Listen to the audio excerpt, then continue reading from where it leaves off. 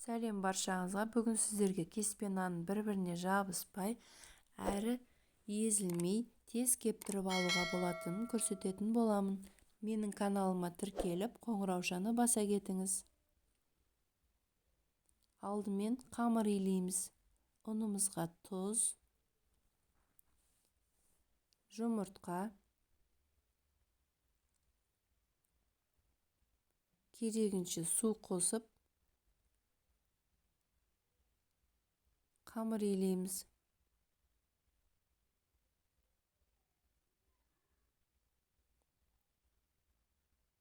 Жақсылап иленген қамырымызды 10-15 минутқа тындырып қоямыз.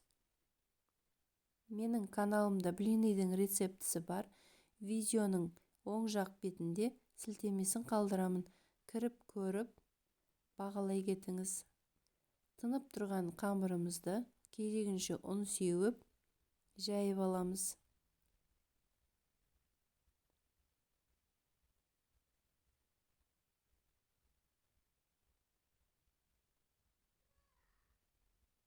Жайып болған қамырымызға соңында ешқандай да ұн сеппейміз.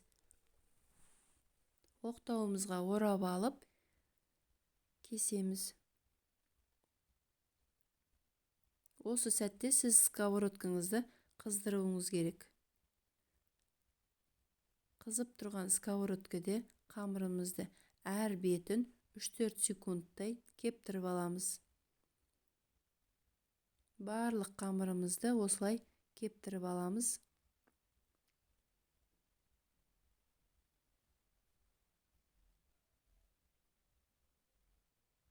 Кепкен нанымызды өзіңізге керегінде қалай ұнайды жіңішкелігі, солай кесіп алсаңыздар болады, керегінше.